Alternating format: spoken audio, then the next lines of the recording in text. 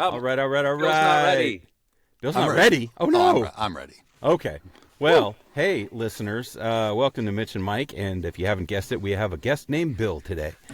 This is Bill Anciaux, good friend of ours that we've both kind of known from GVAA workouts and Facebook friendships and all the good things for a good long time here. So, and if you've listened to 2 episodes, you've heard us bring him up 1,000 times. Yes, we constantly mention Bill and his Are there any dulcet residual tones. checks coming my way for that, by the way?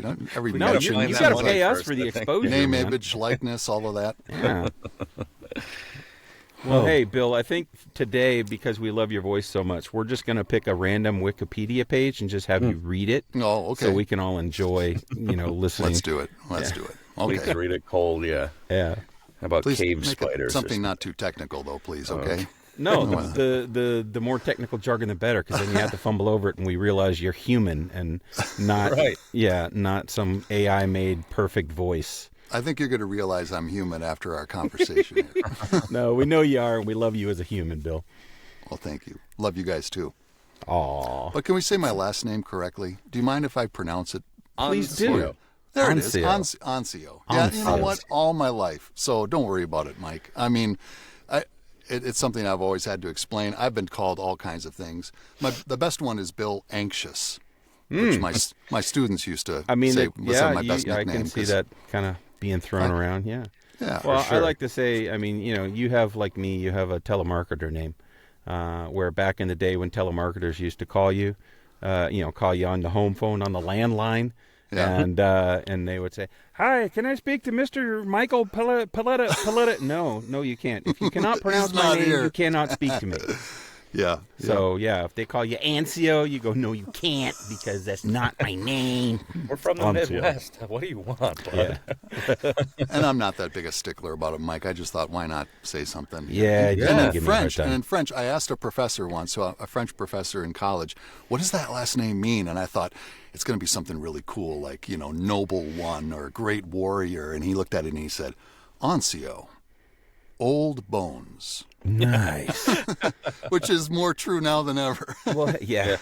Hey, every time somebody hears my wife's maiden name, Deska, Polish, pretty strong Polish name, wood plank. All right. Yep. Well, I'm going to let you both guess what my name in French, Pelletier or Pelletier, might mean. When I say it, you're going to go, "Oh, yeah, that makes total sense." A builder of pellets. Pallets. Pelletier. No. Pelletier. Someone who creates food cubes. No. A trapper or a furrier. Okay. Pellet. Ah, pelletier. Sure, yeah. Pelletier. Pelletier, yeah. Pelletier. Oh, my God. An animal pellet. Yeah.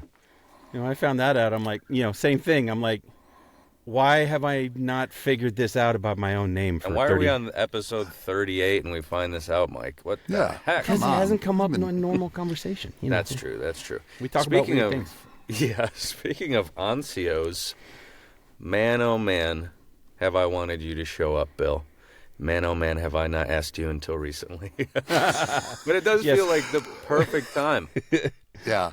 We're in a We group have wanted together. No time like the present. We right? have wanted you in our brains, but it has not exited our mouth or our social medias to get you actually on the show. But super appreciate you being here, Bill. So for our listeners, Bill Anciaux is we just love to listen to his voice. And so, Bill, why don't you tell us in your own voice kind of where you got your start, what you did and what you were involved in, where you suddenly had the realization, I want to do this voice acting thing. Okay. It goes back quite a ways, but I'm not going to fill in every detail between now and then. I'll just hit a couple No, of we only have highlights. about an hour, so.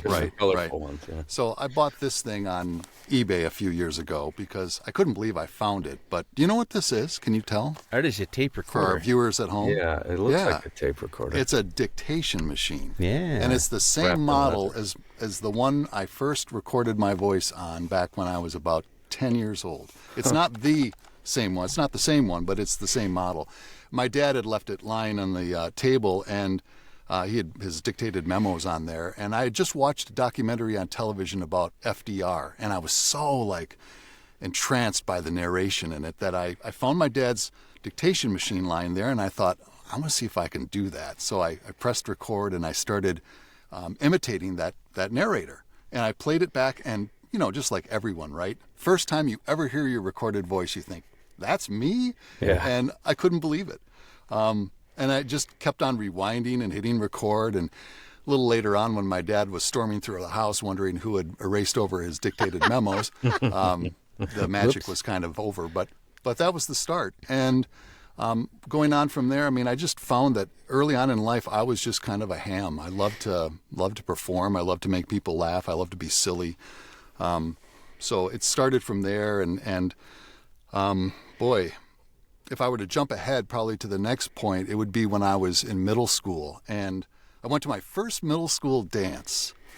And I don't know what it was like for you guys, but we were in this big gymnasium in our school. The lights were out. The music was just pounding loud. And I was exactly, there we go, musical background. And I was standing there in the dark watching the kids gyrate on the dance floor and people kissing in ways I didn't know people could kiss. I thought, I don't kiss my mom like that. What are they doing over there? This is where you learn about. Yeah, okay. Exactly. Interesting. All right. Yeah, And I was kind of the wallflower kid. I was too scared to ask someone to dance or to join in, so I stood near the DJ and watched him do his thing and thought, wow, this guy is like, he's got this whole room of kids in the palm of his hand. He can press a button and play a song and they'll all erupt into cheers, or he can say something on the microphone that gets them all excited, He's got the power. I said, I want to do that. So right. I bought my first Radio Shack microphone. Here it is. Oh, wow. He's got all the props. I know today. Yeah, You have got the props with me.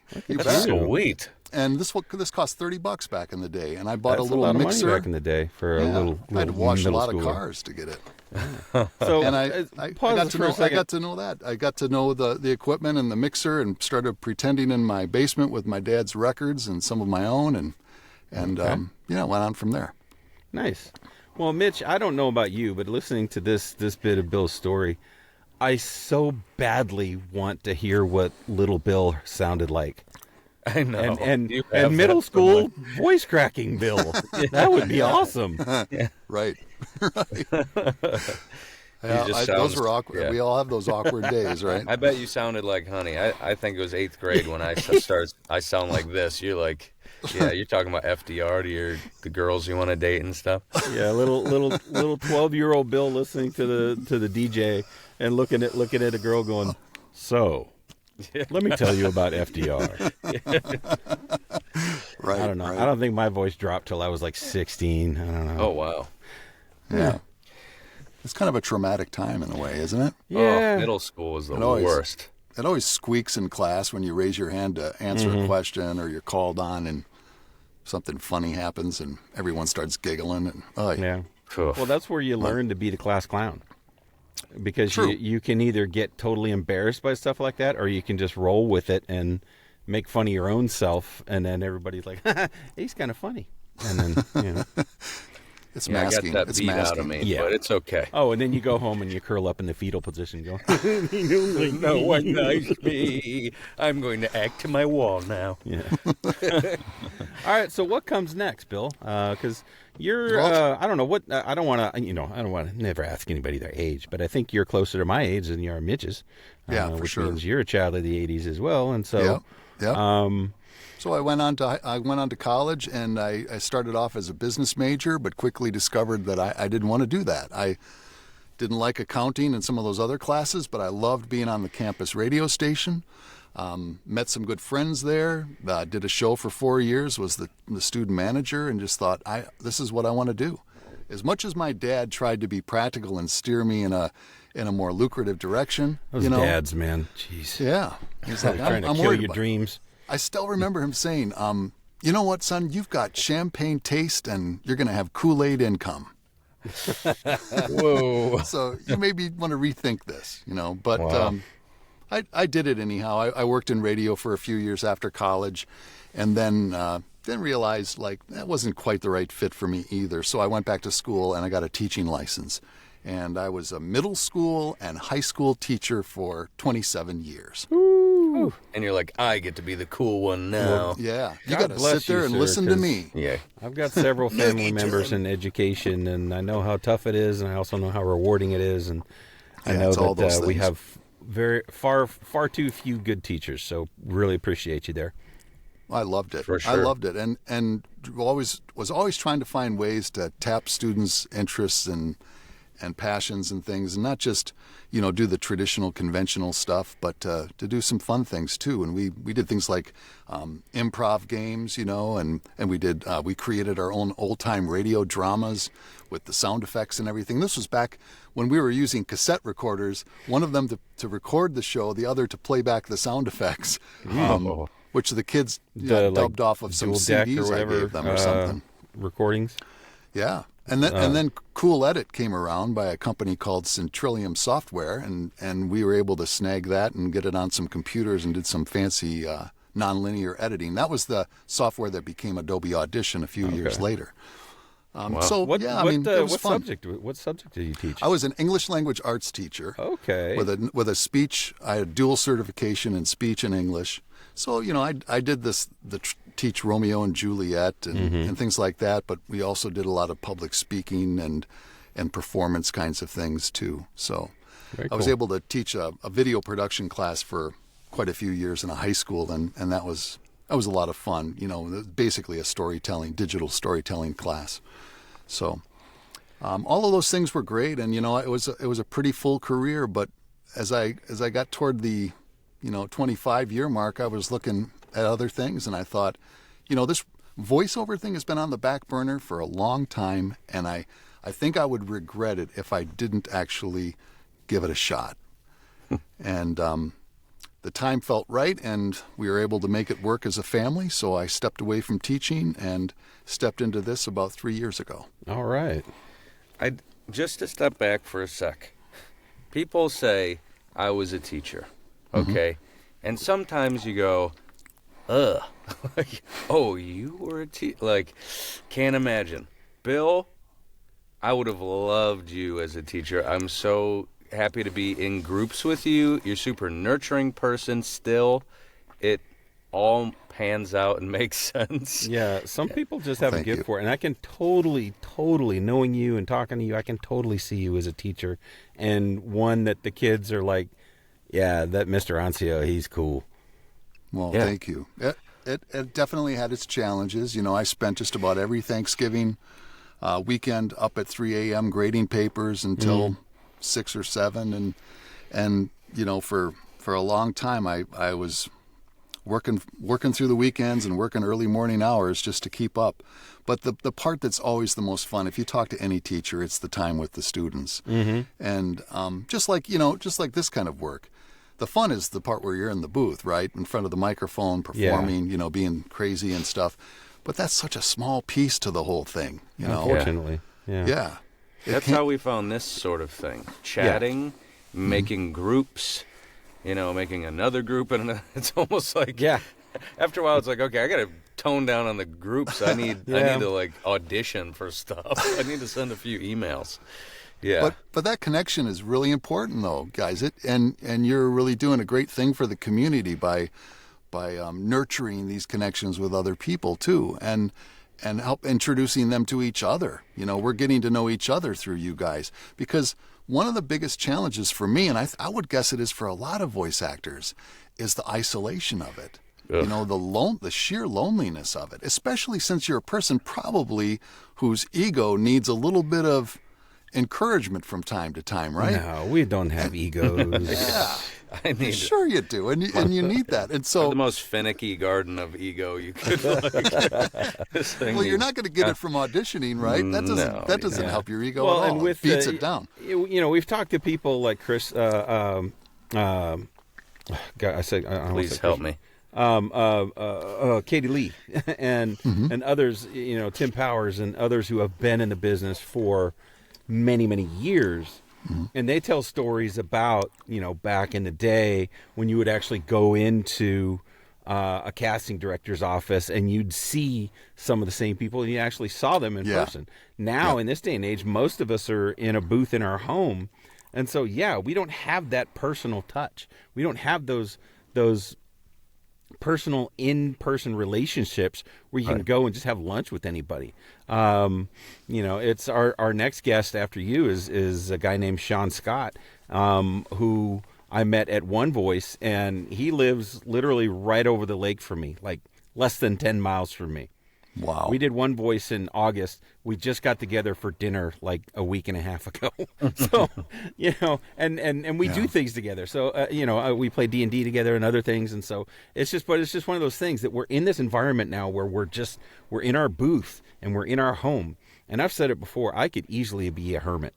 Everything I like and everything I want is here in my house. And, I got my games, I got my recording booth, I work from home, and so sometimes developing those personal relationships is tough because that just means getting out there and putting myself out there. And so this kind of thing, Mitch and I starting this a year ago, has been great, for me in the industry because I just feel like I'm meeting so many more people, which is kind of what we need to do. So. And when it comes right down to it, it's a business, right? We're business owners, and you can't be successful in a business doing it all by yourself. You just can't. You need relationships. I love that African proverb: if you want to go fast, go alone. If you want to go far, go together. And I think I might be switching that around a little bit, but I think that's right. It's the essence of it, right? You're not going to go very far if you try to go alone. We need each other. It's partnerships. Well, and I think, a part of that, you go fast and then you burn out if you're alone because you don't have that support. Right. And we all found each other at GVAA, Yep. almost around the same exact time. Or maybe Bill was doing it a little longer than us, I think. I started, almost 2 years ago with GVAA. Okay. I was there just maybe March. 6 months earlier. But. Yeah. Okay. So maybe I've been there the longest, I think. Sort of. But that doesn't matter. That's kind of competition, okay? we met passing notes in the back of David Rosenthal's class, right? When that's how it happens. That's how Jim, that's how Mitch makes his friends. Is he starts making goofy comments in the chat in the Zoom chats, and then when someone makes a goofy comment back to him, he goes, This is my friend. This is how I've made all of my friends for my entire life, you guys, by the way. It's like, are you weird? I literally asked one of my, are you weird? That was one of my longest running friends. But so as we know, GVA really likes to nurture, but mostly I've noticed, and maybe you guys have noticed, I know one of you at least, have noticed that it's very commercial centric, and then kind of we've got some animation over here and some maybe a little improv and this and that, and then business, of course. But when it comes to narration and audiobooks and stuff, we don't talk about that a lot. Would you agree, Mike, Bill? Yeah, not as Somewhat. much. I mean, there are a couple of coaches. I think Joyce Castellanos and a couple others that do focus on narration. Carol Monda is great. Carol too, Monda, for audiobooks. There's some great ones there for sure, but it seems like a lot of the conversations are built more around the commercial and sometimes animation or character realm. How did you find, Bill, your way? Because if people don't know, because they haven't listened to your books, how did they should? How did you find your way to exactly kind of what you wanted to do, books and things like that? How did you find your? I kind of got a start in voiceover back in 2008 to 2011 or so, and it was with another group, Edge Studio in New York, with David Goldberg and that whole crew, and I did a demo with them and tried to get a start in voiceover, but it was just too tough with my teaching job. As soon as summer was over and I went back to that, I just could not commit the time. And I know, Mike, like you have a day job too, and so it's really tough carving out the time to pursue it, because most of the time you're exhausted and you're just ready to unwind and everything. And so I gave it a shot back then, and at that time, I was kind of coached in that direction, Mitch. A lot of people said, "Oh, you've got a great voice for long form stuff," and so I did a narration demo. and that's why when I came back to it, I kind of figured like let's return with that in mind. Like that was where I left off. I'm going to come back to it that way, and it just felt like a real natural segue back into it. And in the meantime, before I even found GVAA, I was just auditioning for things, and I got some audiobook jobs that way, and before I had a demo or anything. So I was working as a teacher and coming home in the evenings and on weekends recording audiobooks, and that was where I was most successful booking things. I had a pretty good ratio. Mm-hmm. So the industry told you what to do, pretty much. Exactly. Now I haven't cast a real wide net, I've just sort of, I'm kind of at that stage of my life where it's like, okay, let's be realistic. This is probably your lane. And because I've booked in it and continue to, I figure, why not? Let's just keep at it. But of course, everyone always has their eye on something else, And what is that? For me, I just would love someday to do a feature-length documentary. Probably an historical documentary, maybe a biographical one. We'll see. But right now I have a subscription to PBS documentaries, and I've been watching the entire Ken Burns catalog. Oh, okay. And tomorrow morning I'll be waking up at my usual 4 o'clock, and I'll be watching the next segment of the documentary on Muhammad Ali. And just love that kind of stuff because I think it feeds me in a lot of ways just personally because I learn so much from it. It's a way to kind of educate yourself. It's like reading a really good book.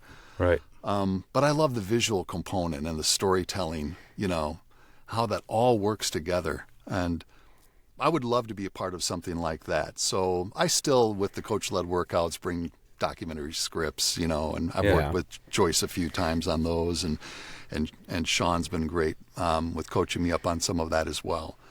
That would probably be, and of course, I always love the idea of commercial. I mean, who doesn't love the thought of you mean I can make what I just made on this audiobook that I spent 4 weeks on? I can make that in 1 hour. Day. Yeah. Yeah. The competition's just greater, unfortunately. Yeah, exactly. Yeah. So exactly. If any of my friends said, I want this job, right? I want to be a Pokemon character. I want to be, whatever, Disney character. If Bill Anciaux tells me I want to be a long-form documentary narrator, I would say you're top of the list of absolutely you're going to get that. I don't know. I would put all my money on you first because you just somehow embody that more than any. I mean, maybe not everyone embodies anime character, but maybe you know what I'm saying. Yeah. I feel it. There's a maturity to your voice, and I don't mean old. Don't get me wrong there. there is a and it may be your teaching background in addition to the smoothness of the voice, but there's just a gravity that your voice carries that you're believable and yet also authoritative, and so for documentaries and things like that. Yeah, yours is the voice we all want to hear.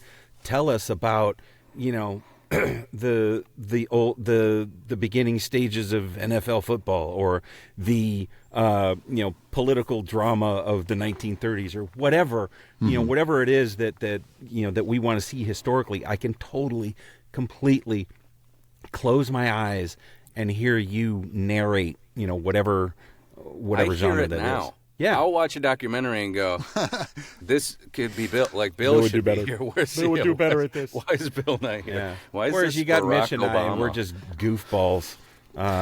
So. Well, and the other thing too that it taps into with me is I'm kind of an idealistic person, and it's one of the reasons that I was drawn to teaching is that I wanted to do something that I felt was making a difference. A lasting difference for someone. That it wasn't this ephemeral, 30-second car commercial that is literally, here today, gone tomorrow, and no one will ever hear it again. I want it to be something that really has some kind of a lasting impact. Yeah. And here I am later in my career, right? I'm in my late 50s, and I'm thinking, what am I going to leave behind? Obviously my family is number one. My children are my greatest pride is in that regard. Yeah. But professionally, what could I leave behind? And the thought of leaving behind a a story, like that people watch and listen to and they learn from or inspired from or whatever. Yeah. They may be around for a while. That really moves me. So Mike's gonna write a documentary about D&D and how it got started. Yeah. there you go. And then Bill's gonna narrate it.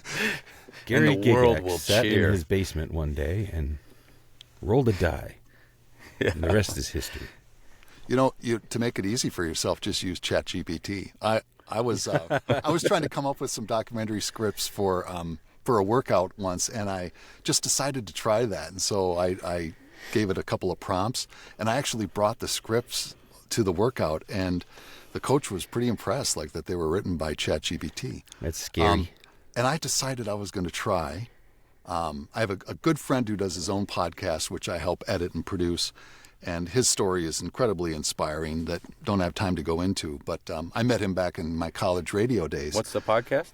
It's called Paralysis to Purpose. And his name is David Cooks. Okay. David was paralyzed in his sophomore year in high school when he went to bed after a basketball tryout.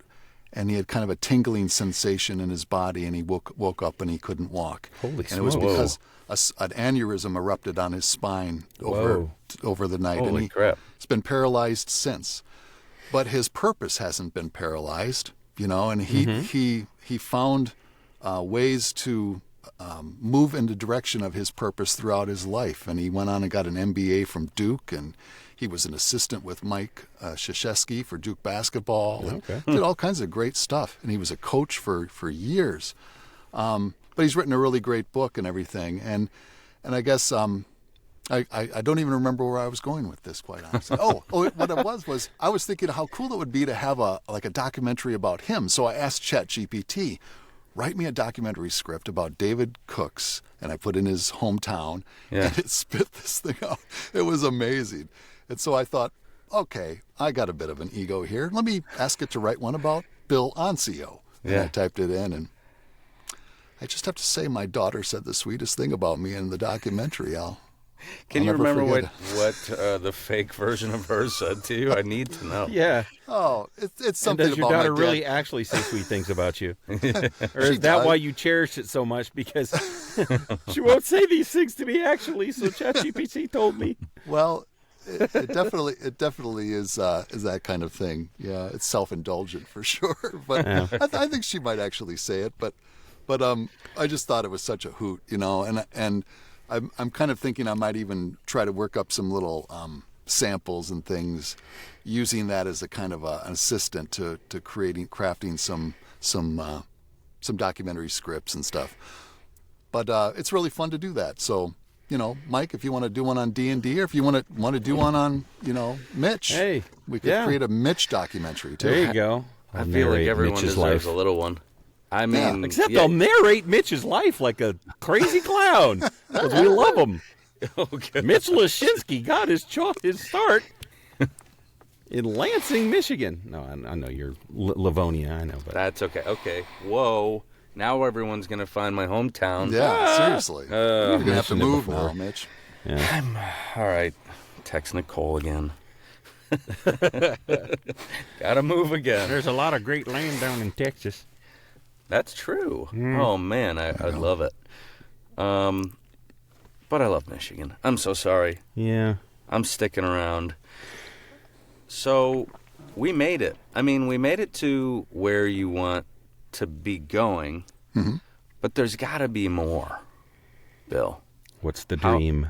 Other than the dreams you told us I mean, about. I guess we already have that answer. But I mean, short term, what's the next thing? How about that? We know what the ultimate dream is the How about that? the documentary that is widespread and that everybody hears. Yeah. But How are you going to get what's there, like- though? what's Yeah. like What are the next thing? intermediate steps? Sure.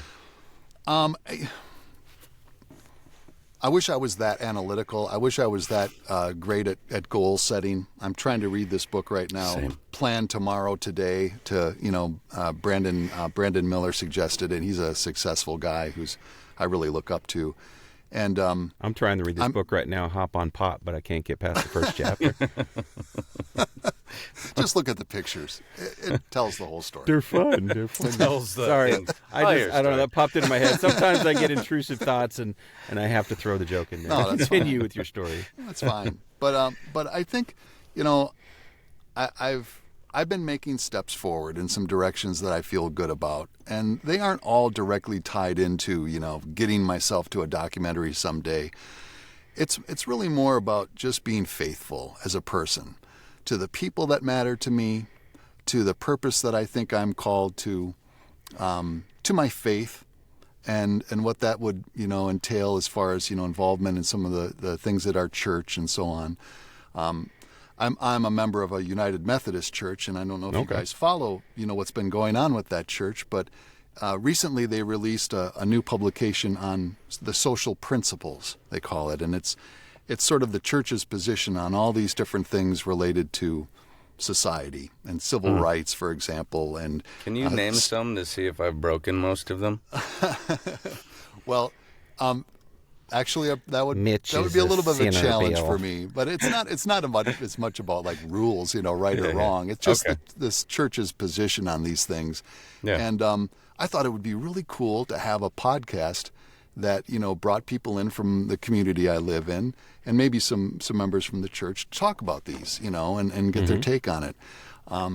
Because it has a lot to do with, you know, how do you make your faith a day-to-day part of your life? Yeah. Not just a Sunday thing, but a day-to-day thing. And the thing I guess I want to be faithful to is letting the light inside of me shine out. You know, we're all given a light inside. And it's not something for you to hide away somewhere or to feel like, oh, I need to be humble, or I can't be doing that because I'm showing off or something like that. I think it's important for us to take what's been given to us and let it shine. And so I want to be faithful to that as well. Because honestly, guys, that's probably been that kind of the kind of paralysis that I've been dealing with. You know, this podcast that my friend does, the Paralysis to Purpose, his opening premise is that we all have paralyses of our own. They're not physical necessarily, but there's all kinds of ways that we're paralyzed, and that prevents us from moving toward our purpose. And I think mine has been sometimes to sell myself short, quite honestly, or to think that there's something wrong with being successful in this. You know, I grew up in a Catholic family with pretty serious, you know, minded parents, and I think I really struggled with that whole ego aspect of some of the things I really love to do, to be kind of a performer and to make people laugh and all of that. So I've been really, you know, sort of reckoning with that with myself and deciding like that would probably be my biggest regret. If I got to some point where I couldn't do this anymore and I looked back and I thought, you never really let people see you or hear you or let that light out. We're supposed to let it shine. Yeah, amen. As a fellow believer, I know that's been. I'm a good Southern Baptist, Bill. Okay. Good Southern Baptist. Yeah, it's you know, it's one of the things I struggle with as well. Is you know, somehow navigating this industry, navigating, you know, life in general, and being out there with my faith. And I don't even mean to make it a faith thing. Actually, Yeah. I don't mean it in that way. You know, if you're a person of faith, that's great. You know, I think it's more just, I think everyone has within them something very special, very unique. And it's meant to be expressed. It's meant to be put out there. You know, David Rosenthal calls it that deep joy that's within each one of us, you know, that we really seem to be most in touch with as children for some reason. But to rediscover that and to let that kind of guide you in the path forward. There's something really fearless about that too, which I think is amazing. But as kids, as kids, you're fearless. You let your light, you know, whatever that inner light is, you let it shine because you're not afraid. You're not. There's nothing you're ashamed of or anything like that, or there's nothing that you know gives you pause. You just are who Not you right are. away. And as you get older and you start to, you know, see the social norms and the whatever, you start to pull in a little bit because, you may get some negative reactions to, some of the things you are and some of the things you do. And that's where, when you're a little bit of a weird, like Mitch said, and you realize, oh my goodness, I'm weird. And then you start to pull back a little bit. But that's the beauty of this, voiceovers. It's okay to be weird because that actually works in this. And so, I've gotten to enjoy seeing a lot of people do a lot of different things with their gifts and their lights, as you say, in this industry, whether it be, cartoons or commercials or audiobooks or whatever. There's a lot of good talented people out there that really shine. It's also when you get around people that have that like-mindedness, they're stoking that flame. Yeah. Like when I first started training in this, I had that light you were talking about, it was kind of tamped down by, like Mike was saying, just the world telling you, okay, or showing you need to be a certain way. Yeah. And the more I start training and hanging out with you guys and seeing like everyone's collaborating, it's literally like fanning the flame. Yeah. And becoming bigger. And I think that's part of it too, is finding the like-minded people. And like faith, you can find that anywhere you go, almost on the planet, you can find your guys' thing, and that's awesome and amazing. And especially when you find positive people within that, and that can fan that flame. And then the weird guys, us, flame of wanting to put ourselves out there on stage and in front of people or behind a mic. I think fanning that flame is just as important. Everyone has their own flame, of course, Engineers have their own thing. If I kept telling a kid that math is stupid, but they love it, that would, as a teacher, Bill, Yeah, it's amazing that all the different kinds of students that, cross my path and trying to find different ways to engage each one of them and to make sure they know that you see them and you appreciate them, and you want to encourage each one of them, even though some of them are into things that you have no interest in at all. You find a way to find that interest and nurture it. But one of my favorite things that David Rosenthal says, and I've dropped his name about 4 times, but it's like we do it all the time as well. The world needs to hear your voice. That's what this is too. Your voice needs to be heard. Mm-hmm. And the best thing that any one of us has is our story. That's the thing that is unique and special, and it's the gift that we can give the world. And so I love that your podcast is built around that whole idea of what's your story, each week. Yeah.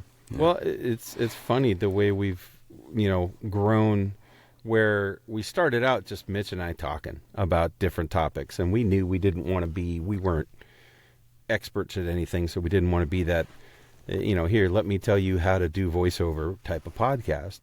But once we started having people on, that's when we really hit the groove, because we're not talking about us and random topics. We're talking to real people about their story, and it's like we don't ever want to go back. There may be times where we don't have a guest and we'll talk about something, but I love, love having other people on this to be able to tell their story, and so that the rest of the world, the rest of our listeners can go, oh, I never heard of Bill Anciaux before, but gosh, he's a cool dude. Let me look him up. Let me look up his stuff and see what books he's done and all that kind of thing. So, and also that struggle that everyone goes through of trying to, I feel that from that person. I definitely, every single guest has given me a little bit of that, like, oh, they have it too. Like, every single person is. For sure. It makes what everything are we calling real. that? Okay, I've lost the thing. What is the thing that we all have and not super Imposter cool? syndrome. That's it. Yep. It's all there, yes. It's an epidemic of imposter syndrome. Yep. So to be able to hear, and again, not that every other podcast doesn't do this, but a lot of times you listen to a voiceover podcast, and it's all cool people telling you cool things about how to do things cooler and better and all of that, and that's great. But when you get to hear somebody's real story and go, they struggled through this, or I didn't understand where I wanted to be then, and I'm still struggling through this, or whatever, and finding your groove, and hearing people like you, talk about that, I think of Curly from City Slickers. the one thing. When you find that one thing, you'll know what it is. Yeah. You know what? One of the things I love about documentary too that I didn't mention earlier, but I think relates to this, is I've watched them and I've been so moved to almost to tears at times about that connection I feel to the person, whose story is being told. And one recently was Eleanor Roosevelt, who was part of the Roosevelt's documentary. Mm-hmm. What an interesting person she was, and what challenges she overcame throughout her life, from her childhood on. And there were little moments in the story where they quoted her, something she wrote in a journal or a letter to someone, and it was incredibly touching. And I thought, why am I so moved by that? And I thought, it's because I feel that way sometimes. And it reminds me of that quote. And it has to do with reading and books, but I think it's related to any kind of story, which we're all part of. We're all storytellers in some way. And that is, we read to know we are not alone. And so you bring people on here to tell their story so that we all know we're not alone. These are human challenges and struggles, and we're all part of that. It's a unfolding story that we all play a part in. I believe that's absolutely true. Mm-hmm. Now, the one lie about that is I don't do it for anybody else because I don't know if anyone's going to listen to this episode. But we do it to connect with people. It's just that one person sitting there, and maybe Mike sometimes I'll connect with. Sometimes, yeah. we like each other a little bit. Absolutely. But I mean, this benefits us, I think, more than anybody else, just having that, again, that sense of community, that having people in that we've encountered from one aspect, from one walk of life or another. Mitch has brought some people in that are local, and maybe not in voiceover, but mostly we're pulling people in that are entertainers of one way or another, and so to be able to make those connections, it helps us. And we hope that our listener base is growing, and we're hoping that it's growing because other people are going, yeah, these are good people, and these are cool people, and these are fun people to listen to, and I resonate with something in their story that makes me go, oh, same thing, or oh, that really, I was thinking that, I was struggling with that, and the way you said you dealt with that, wow, that really clicked with me, so. Yeah. It's very similar with music, right, too. That's what so many of us get out of music, is that connection we feel to the lyric, the song. But I think that also can inform what we do in front of the microphone, too. That helps us find that connection to the story that is on the words on the screen in front of us, perhaps. Something might happen there. But I think, definitely. Especially when I hear my friends acting, I'm like, I can kind of see what they did there. How they felt that, or how they got into the moment. It's very interesting, for sure. Yeah. I do appreciate you letting us kiss our own asses for 10 minutes of just talking about how great our podcast is. Yeah, we should do this every time. Everybody, we should tell them, hey, there's at least 10 minutes in there where you have to tell us how great we are. Well, you started off that way. Stroke our egos. Turnabout is fair play. You guys started off that way, talking me up. So there you go. That's the ticket. Yeah. Mutual ego stroking. There we go. Well, so you did mention I'm going to have to go back, your friend with the podcast, which sounds super interesting. I'll definitely listen to that. And it was Cooks. What was the first name? Cooks. David Cooks. David Cooks. How do you remember that? Okay. I'm living I don't know, because I'm old and I have a horrible memory, so it's amazing that I did. You're amazing. Mike, can I just say, too, he won the lottery with a voice, too. He was 2 years ahead of me at school, in college, and I met him at the campus radio station. And until I arrived, he had won the annual campus radio station Golden Throat Award for 2 years. And then I showed up and won it for the next 4. So I always kind of tease him about that. Yeah, you guys, you're really pressing on a funny button that I'm not allowed to touch right now, you guys. Yeah, okay. It's a strange name for the award, I'm sure. Gonna back right off. I didn't say a dang word. But anyway, if you do listen to him, you'll notice that right away. Like, ooh, that guy's got some pipes too. That's cool. But great guy, and yeah, he's still moving forward with his sense of purpose too, and I'm really excited to still be part of that. We've collaborated on some things, and yeah, I really would recommend his podcast. I think the range of guests there is incredible. He's got about 78 episodes so far. Oh, nice. And some really Double big names too. But all of them different stories of moving from their own paralysis to purpose and how that happened. And one of the things he talks about on there, and I'll just kind of steal a little bit from it, is it's really important that he has 3 Ps. You have to move from paralysis to purpose, you have to change your perspective, because so often the way you see something determines how you're going to attack it. Mm-hmm. You have to form partnerships, because you cannot possibly go it alone. And, of course, you have to be persistent. You have to keep on moving forward. That's absolutely.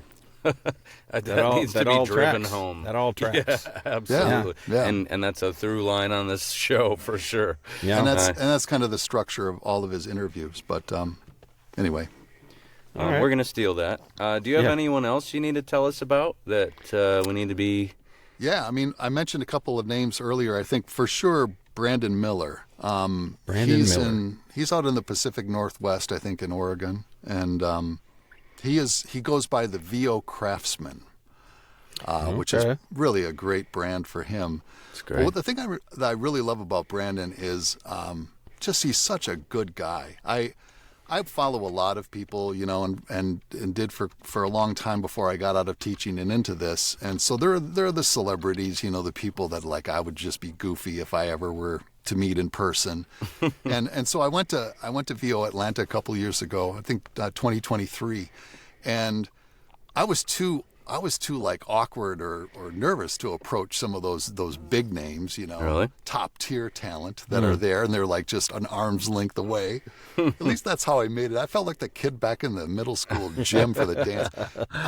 But then I saw Brandon standing off to the side, and I walked over and I said, I followed you on social media. I love what you're doing. And he gave me about the next half an hour, and we just talked, and just a super down to earth, kind person, a generous person, and he doesn't know it, but I kind of think of him as a bit of a mentor for me. And so the other name I would throw out there is Patricia Braley, who is with GVAA. She's kind of she's kind of doing things part-time right now, but she's trying to build up her voiceover business, and she's going about it the right way. I mean, she's doing a lot of the hard work right now.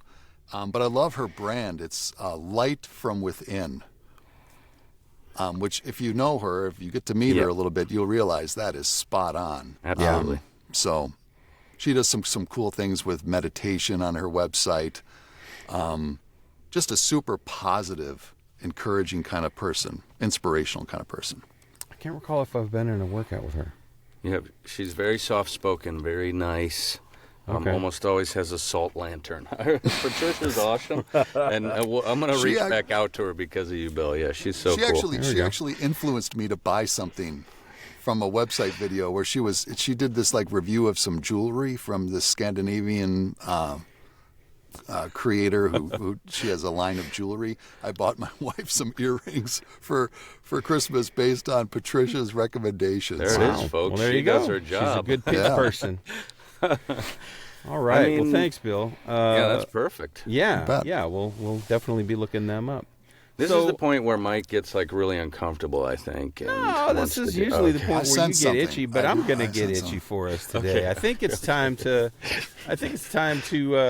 maybe play around a little bit. And by play around a little bit, we had this discussion before we started the podcast. Bill is not as much of a nutball as Mitch and I are. So we may do something a little different. the straight guy. We may do something a little different with the ChatGPT roulette. We got something in mind. Let's see if it works out, shall we? And we're back. And so we're doing a little different thing here. Mitch and I are kind of doing a more realistic thing, but we got a special voice in our heads. And I always used to think that I wanted Morgan Freeman to narrate my life, but I'm rethinking that, and I might want Bill Anciaux to do it. So here we go. setting the scene. The scene opens with upbeat, playful music. The camera zooms into a cozy recording studio. Mitch Lashinsky and Mike Pelletier, both voice actors, sit across from each other, adjusting their microphones and headsets. The camera focuses on their banter, while the narrator's voice starts speaking, revealing the wildly opposite inner thoughts of the characters. Ah, the world of voice acting, where everything is as clear as mud. Meet Mitch Lashinsky from Livonia, Michigan, and Mike Pelletier from Fate, Texas. Two voices, each with their own wacky mental universe.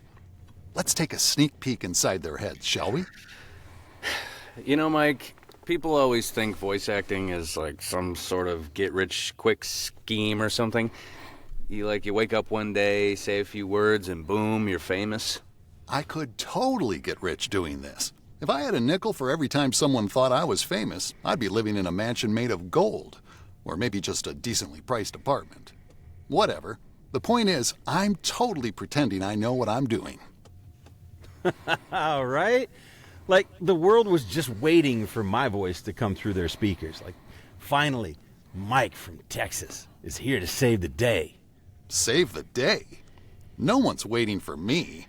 My dog's probably the only one excited to hear my voice. But sure, let's pretend I'm the hero of this situation. I mean, I can barely figure out how to fold fitted sheets. Oh, yeah. They were just waiting for Mitch Lashinsky from Livonia to bless them with my unique vocal talents. I mean, who wouldn't want that, right? Everyone, obviously. They should be begging for my autograph. Why is this not happening? Oh, and I definitely could have been a rock star, too. Why am I stuck in this studio again? And then there's me, the guy from Fate, Texas. A small town, but big dreams. I mean, I didn't just fall into voice acting, though. I trained. I trained and worked hard at this. Every mic that I saw, I talked into it. Every single one. Trained? Nah, I just pretended to know what I was doing. I mean, does talking into my cereal bowl count as training? Because that's what I was doing at 2 a.m. every night. And that, let's not forget the most important part of the job, coffee. You can't survive in this business without coffee. Coffee? Nah, who needs it? I'm secretly a wizard who lives on sheer willpower and some kind of unknown magic that makes me talk for hours without stopping. Also, coffee tastes like burnt regret. Yeah, without caffeine, man, there is no way I could do half of these recordings. Half the time, I don't even know what I'm saying. I just know it has to be done. Yeah, I don't know what I'm saying either. I'm just out here pretending to be a professional. I could have been a surgeon by now. But no, I chose to yell into a microphone for a living. And then, you remember our first big gig together? Oh, man, was that chaos. I mean, it's probably even a disaster, but hey, that's how you learn, right? Chaos? It was more like a train wreck in a clown car. I think we both secretly wondered if we were getting paid for this. But hey, I didn't break anything important, so I'm calling it a win. So, Mike, when's the next project? You, me, podcast, something like that? Yeah, man, it's happening. You and me together in the booth, man, making that podcast. We are going to do this and do it right. The next project? Oh, yeah. I'll totally be wearing pajamas and pretending to be a famous celebrity. It'll be amazing. I might even hire a butler. And so, Mitch and Mike, two voices from different places, continue their journey together, guided not just by talent, but by internal monologues that are probably more fun than their actual jobs. Amen. when our internal monologues sound like Bill Anciaux, Mike. then life is fantastic. I'm literally, your voice is gonna be in my head tonight while I'm going to sleep, and I have those thoughts as you're trying to fall asleep. It's gonna sound like you, and I'm gonna be like, Right. all right. Mitch just wanted to fall asleep, but he couldn't. His wife reading next to him with a very bright light.